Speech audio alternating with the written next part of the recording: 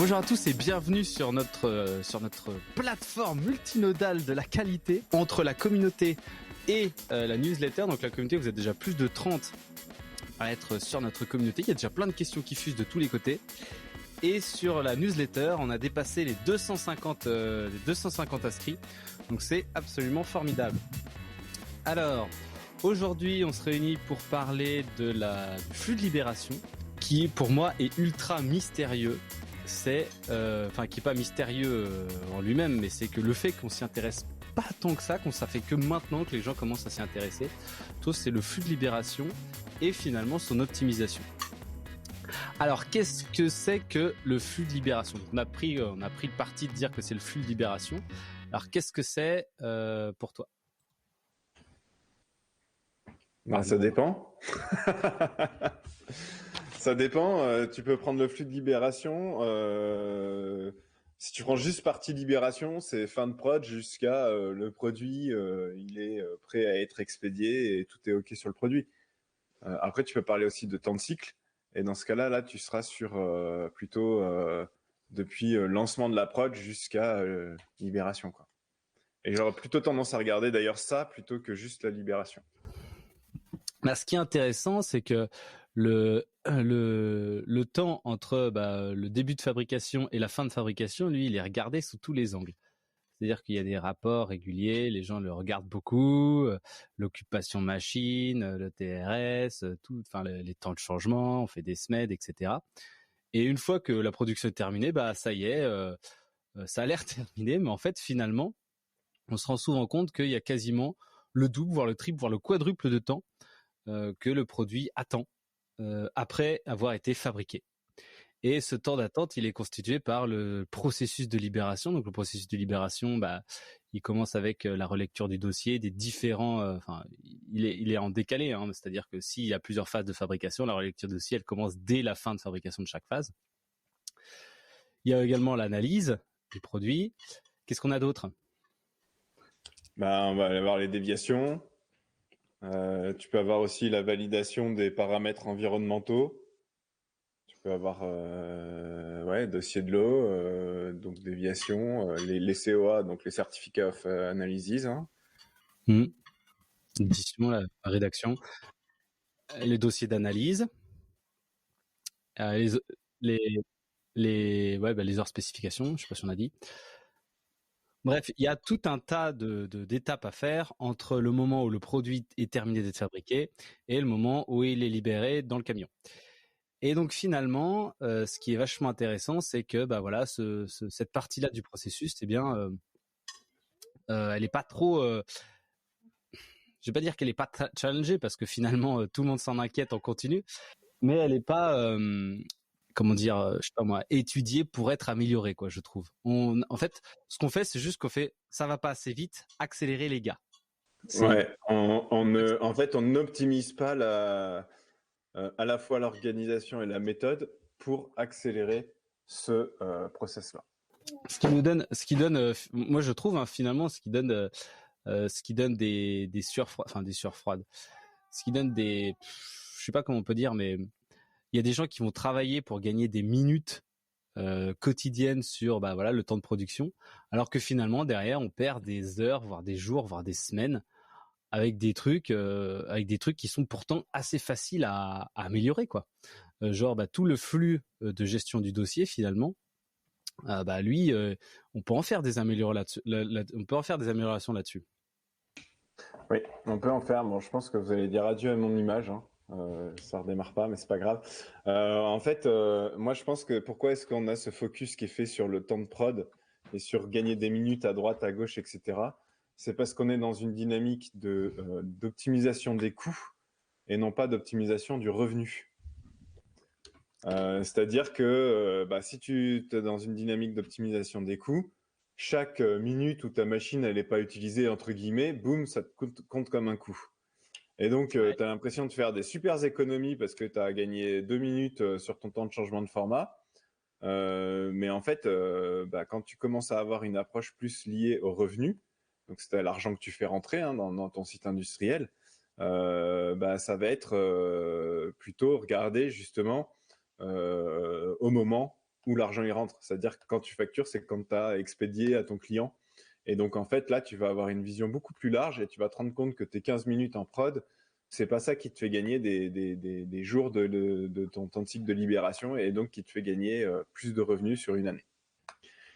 Après ça marche dans des sites, ce que je viens de dire, qui sont centres de profit. C'est-à-dire que quand ils expédient, ils facturent, ils font rentrer de l'argent. Et tu as des cas, notamment chez les sous-traitants, où c'est plutôt des modes site égale centre de coût. Et donc, en fait, eux, ils voient même pas l'argent qui rentre, quoi, en fait. Et du coup, là, forcément, ils vont être plus dans une dynamique de coût. Mais C'est au très, global, c'est pas très intéressant. c'est très intéressant ce que tu dis par rapport à cette vision en termes de coût et cette vision en termes de profit. Et donc, quelles conséquences ça a en fait sur le site? De quoi? De voir ça, ouais, d'avoir cette différence et justement finalement de pas challenger, de pas manager autant le cycle de production que le cycle de libération. La conséquence, elle est simple, hein. C'est que tu as des temps de cycle qui s'allongent. T'as des, non, alors ça c'est la vision émergée de l'iceberg, hein. C'est ton temps de cycle qui s'allonge, du coup, ton encours de l'eau qui augmente et du coup, tes valeurs de stock qui augmentent. Ça, c'est ce que tu vois. Ce que tu Mm. vois pas, c'est que du coup, va se créer, et c'est encore plus le cas pour les sous-traitants, va se créer une désorganisation complète de la supply parce que bah mince, on est trop lent, mais ce client il a besoin de ce produit tout de suite, donc boum, on passe le lot devant et hop, et là on a un espèce de chaos supply où tu as des réunions de priorisation tous les jours, où les priorités elles changent tous les jours, voire plusieurs fois par jour, et où les équipes sont complètement perdues, et ça prend du temps à gérer, à animer, à prioriser, etc. Ça génère du stress. Et au final, en fait, c'est un peu le début du cercle vicieux vers la supply chaotique, quoi. Mmh. Oui, t'as plus de Ouais. planification, t'as plus que de la réaction. Exactement. Et ils sont du coup aussi, comme tu dis, hein, à genoux, hein, parce que c'est-à-dire que c'est extrêmement fatigant de attendre. Enfin, finalement, tu te retrouves à attendre qu'on te donne, qu'on te dise quoi faire, parce que tu sais que ça va changer et tu cherches. Après, c'est pareil aussi quand on te dit il faut faire passer cela et cela en priorité, ceux qui valent le plus cher et c'est ceux qui en attendent le plus. Du coup, tu vas les chercher. Tu vas te rendre compte qu'en fait, Pour aller les chercher. vu que tu court-circuites le circuit plus ou moins normal, finalement les déviations qui étaient censées être traitées sur ce lot, elles sont pas encore commencées. Donc du coup, tu te tapes un truc depuis le départ. Il y a des trucs qui sont pas forcément finis comme ça aurait dû être parce que finalement tu court-circuites d'autres étapes. Et donc tu te retrouves à faire des trucs en plus pour libérer ce lot à la fin de la journée, quoi. Et ça, Exactement. Ça t'augmente ta charge de travail et ta charge mentale et l'organisation qui a besoin derrière pour ça, quoi. c'est extrêmement fatigant quand on est dedans, punaise, c'est.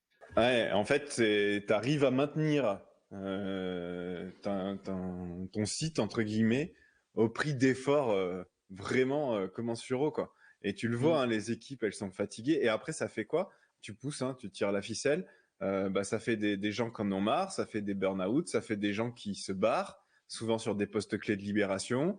Du coup, ça fait du turnover. Et du coup, le turnover sur ces postes-là, Perte de compétences. boum, ça fait de la perte de compétences. Donc, quand tu recrutes, boum, il faut former et tu repères encore sur ton temps de cycle parce que le temps que les gens soient autonomes, c'est compliqué. Donc, tout ça, c'est de la merde. Ouais, ça fait une situation super difficile à vivre qui est très compliquée à rattraper une fois que t'es dans le méga dur, quoi. Ouais, exactement. Franchement, quand tu te retrouves dans cette situation, rattraper la situation, c'est ultra chaud et faut être prêt à investir du temps et de l'argent parce que tu peux avoir besoin aussi de renforts externes, etc. pour taper dans la montagne de retard, quoi. Et ce qui est trop, si en plus, en général, quand tu dois rattraper ton retard, tu dois le faire vite. Ouais. Parce que les gens se sont rendus compte que c'était chaud. Et du coup, Et ça génère quoi? Ça génère aussi, alors encore une fois, dans le cas des sous-traitants, hein, ça génère de la suspicion des clients. Donc, c'est marrant d'en parler l'autre fois dans la relation sous-traitant donneur d'ordre. Mais du coup, là, tu augmentes aussi ton nombre de réunions clients Voilà, tu as des calls clients plus souvent parce que hey, il est où mon lot, etc. Et puis du coup, bah en fait, des fois, tu vas peut-être avoir tendance justement dans la précipitation à pas bâcler, mais faire un peu moins bien ton investigation et boum, côté qualité, ils vont dire non, ça va pas et ça va augmenter toute la suspicion. C'est un putain d'enfer, quoi. mais c'est la réalité de beaucoup de sites, quoi. Exactement. Et au-delà d'après l'aspect organisationnel et supply pour le site, qu'est-ce qu'on constate aussi? Enfin, quand tu dis ça augmente les stocks, pourquoi c'est grave d'augmenter les stocks? Bah parce que ça coûte de l'argent. Ça coûte de l'argent directement. T'as déjà le coût du stock immobilisé, mais tu as aussi, et ça, moi je me rappelle, alors il y a longtemps, hein, on accompagnait un site, on avait fait un diagnostic justement sur son flux supply, et un des projets qu'ils avaient dans l'année à venir, c'était de construire un magasin de stockage en plus. Et en fait, et voilà, non mais tu rigoles, hein, mais voilà, et en fait, très vite, ça augmente ta valeur de stock, et donc c'est pas bon pour ta trésorerie, et du coup, tu risques de te retrouver avec des difficultés, à devoir discuter avec les financiers, avec les banques, des trucs comme ça, quoi, en fait. Ouais, parce que finalement, tu te retrouves avec, je sais pas, des millions immobilisés dans ton entrepôt que tu n'arrives pas à sortir et du coup à facturer. Finalement, ces millions-là, c'est des millions qui sont empruntés à la banque pour pouvoir les produire, dans l'espoir de pouvoir les vendre. Et donc là, tu te retrouves avec un gros prêt sur le dos que tu n'arrives pas à rembourser parce que tu n'arrives pas à sortir tes lots. Bah là, c'est un cas extrême après aussi, hein, je pense. Oui, mais bien sûr, mais dans tous les cas, c'est tes stocks qui augmentent, c'est financièrement, c'est de l'immobilisation qui augmente. Et donc, c'est extrêmement pénalisant pour une usine. Parce que si on ramène ça sur un an, en fait, ce qu'on est en train de dire, c'est que théoriquement, hein, là, il faut vraiment, je pense, si on considère que, ce que j'ai fait un sondage sur LinkedIn d'ailleurs, qui était assez intéressant, sur est-ce que la libération peut être le goulot du site, et à plus de 80%, les gens ont répondu oui, sur, sur plus de une centaine de votes. Et donc, qu'est-ce que ça veut dire si la libération est le goulot du site? Ça veut dire que chaque lot qui serait libéré en plus serait un lot vendu en plus sur le chiffre d'affaires de l'année. Donc, si jamais on a par exemple, je sais pas moi, 5 jours, si on prend sur le lot moyen 5 jours en plus de temps de cycle, par exemple, la cible c'est 60 et on fait 65, c'est-à-dire qu'on a 5 jours de plus. Et globalement, ça veut dire que sur l'année, on peut faire 5 jours de chiffre d'affaires en plus. Alors, est-ce que c'est vrai? Ça veut dire que ça fait... Dit autrement, ton temps de cycle, il est directement lié au débit du site. Donc, si le débit, c'est je suis capable de sortir, par exemple, 12 lots par jour. Si ton temps de cycle, il est de 65 jours et que tu as un encours, alors il faudrait que je fasse le calcul en direct, hein, et que tu as un encours de, je sais pas moi, 300 lots, d'accord? Donc, 300 lots avec un débit à 12 lots par jour, tu es capable de sortir les 300 lots en 25 jours. Maintenant, on peut calculer autrement. Si ton encours il est de 300 et que tu as un temps de cycle de 65 jours, ça veut dire qu'en fait, tu sors que 4 lots par jour. D'accord? Et du coup, si tu descends à 60 jours, ça veut dire que tu es capable de sortir 5 lots par jour. 5 lots sur 200 jours, on va dire, pour pas le mettre 365, c'est 1000 lots par an en plus. Bah non, mais voilà. Non, pardon, pas 5. Non, j'ai dit une connerie. Ah là là, t'en sortais 4. T'en sortais 4, maintenant t'en sors 5. Donc tu sors 200 lots en plus dans l'année. Pardon. Ouais. Un lot en plus par jour, quoi. Ouais, 200 en plus. Ouais, mais du coup, 200 lots, si ton lot il vaut 100 000 euros, tu vois ce que. Enfin, il te rapporte 100 000 euros. 200 lots, ça te rapporte. En fait, tu fais 20 millions de chiffre d'affaires en plus sur l'année, quoi. Et tout ça, on augmente après, c'est le prérequis. Si la libération est le goulot. Oui, mais après, il faut être capable de découper. C'est quoi qui est le goulot dans la libération? Est-ce que c'est les déviations? Est-ce que c'est les dossiers de l'eau? Est-ce que c'est parce que je pense que ton sondage il est vraiment bien parce que effectivement, Moi, ça fait 15 ans que j'accompagne des sites. J'en ai vu beaucoup des sites. Et comme ça, à vue de nez, sans faire de sondage, j'aurais dit à peu près pareil, 70-80% des sites où la libération est goulot. Et en gros, un site où la libération est pas forcément goulot, c'est un site qui tourne en 24/24, 7 jours sur 7, quoi. Ça veut dire qu'il n'y a plus de possibilité de rajouter de la prod. Même si tu accélères ta libération, ça sert à rien. Ouais, voilà, c'est ça. C'est un site qui fonctionne en 5/8, 365 jours par an. Bah là, du coup, c'est probablement plus la prod qui est goulot, quoi. Mais ça arrive, ça arrive, hein, mais... Et en fait, oui, c'est clair. Et alors, pourquoi est-ce qu'on dit... et d'ailleurs, moi, j'aime bien parler en termes de débit, parce que au final, si dans ton site, tu as une étape, je sais pas, le contrôle qualité, par exemple, qui est pas capable de sortir plus de 4 lots par jour, ça veut dire qu'à la fin, ce qui sortira de ton site, c'est 4 lots par jour. Même si toutes les autres étapes sont capables de sortir 10, 12 lots par jour, à la fin, tu seras capable de sortir que 4 lots par jour. Mais ce qui est intéressant avec la libération, c'est que elle est aussi directement proportionnelle au nombre de mecs au nombre de mecs que tu mets dedans. C'est-à-dire que t'es pas limité par une cadence, quoi. C'est-à-dire si jamais tu fais cravacher, tu rajoutes 3 mecs et tu les fais cravacher pendant un mois, ils vont sortir tous les lots sur la fin, quoi. Après, c'est vrai que ça va être chaud. Ouais, mais là, t'augmentes ton coût. Ouais, t'augmentes ton coût, ouais. T'augmentes ton coût. Après, je dis pas qu'il faut pas rajouter des mecs. Parce qu'à un moment donné, peut-être que si tu augmentes ton profit de manière beaucoup plus importante que ce que tu augmentes ton coût, bah, ça vaut le coup, en l'occurrence. Mais sinon, tu peux aussi mettre en place des modes de fonctionnement sans forcément avoir besoin d'une armée en plus pour pouvoir accélérer et augmenter ton débit, quoi. Ouais, mais en fait, c'est petit à petit passer gentiment de 4 à 5, mais sur une durée très longue, enfin, c'est une durée plus longue, quoi. C'est un peu comme quand tu essaies de perdre du poids. Si tu perds 10 kilos en un mois, bah, tu risques de les reprendre sur les mois suivants, quoi. Alors que si jamais tu te mets à faire du sport régulièrement, bah, tu te mets à libérer des lots plus facilement régulièrement, bah là du coup ça va ça va mieux marcher. Mais ce que je voulais dire, c'est toi sur les sites où c'est quand même là, en gros sur les sites où tu te retrouves au 12e mois avec un encours qui est beaucoup plus important que au premier mois. C'est pas vraiment comme ça, mais donc ce qui se passe en général, c'est que t'as les mecs qui font ah putain c'est la fin de l'année, grouillez-vous le cul de libérer le plus de l'eau possible, quoi. Et donc là, tout le monde lâche un peu tout, et puis tout le monde se met à libérer des lots pendant le dernier mois. Ça arrive, ça arrive en prod, ça arrive toutes les fins de semaine. En qualité, ça arrive toutes les fins de mois, et c'est encore pire à la fin de l'année fiscale, quoi.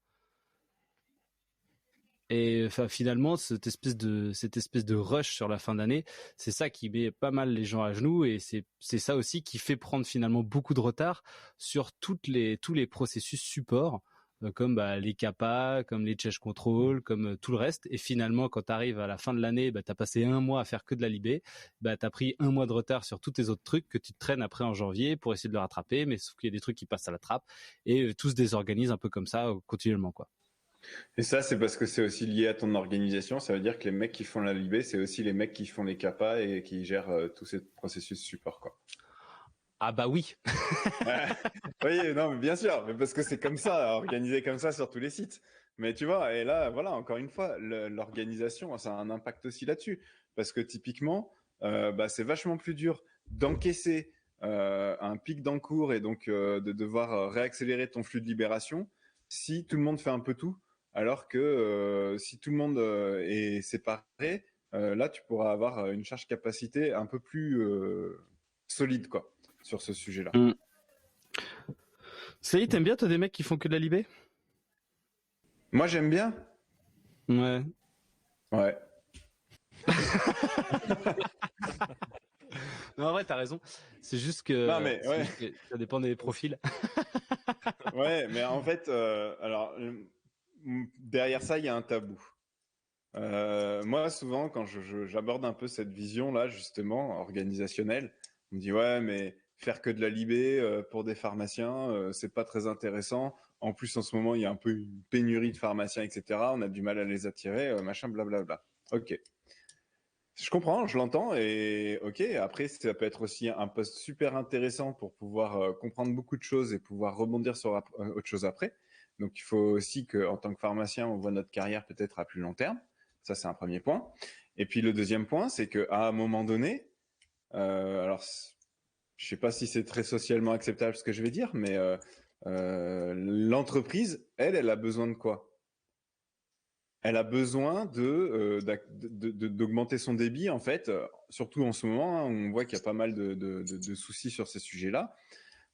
Et donc, en fait, il y a le choix, le mieux en lien avec ce type d'objectif, c'est une organisation qui peut déplaire à certains, mais en même temps, si tu l'assumes et qu'au recrutement, tu recrutes les gens en leur disant c'est ça que vous allez faire et voilà votre plan de carrière, etc., blablabla, ça devrait marcher. Ouais, mais t'as raison. T'as raison. Et puis, enfin, après, c'est aussi plus facile à faire les fiches de description de poste. Mais néanmoins, il y a aussi, je pense, hein, une mauvaise conception de ce que c'est que de faire de la libération. Alors, est-ce que ça doit être un type qui relie des dossiers de l'eau toute la journée dans son bureau? Non. Non. Ouais. Ça t'as mis le doigt sur un truc. Franchement, effectivement, faire de la libération, c'est pas relire des dossiers de l'eau et appuyer sur un bouton dans SAP, quoi. Alors Clairement que, pas. ouais, sur des sites, ça arrive souvent, quoi. Complètement. Bah ouais, c'est souvent vu comme ça.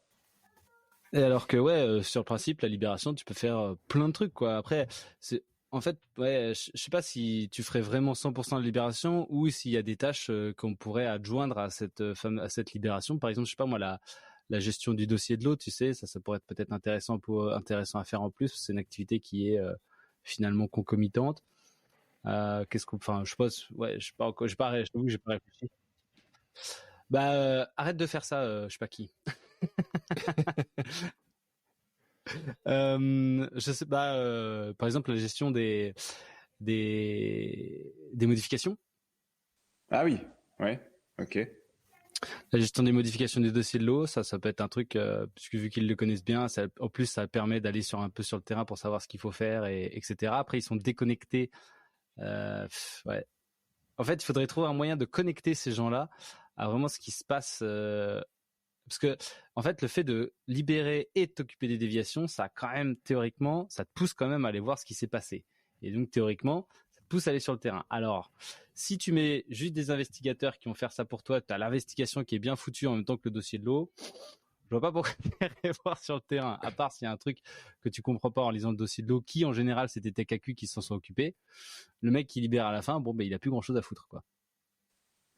Ouais, et du coup, tu as D'ailleurs, sur peut-être certains besoin de sites, moins de personnes.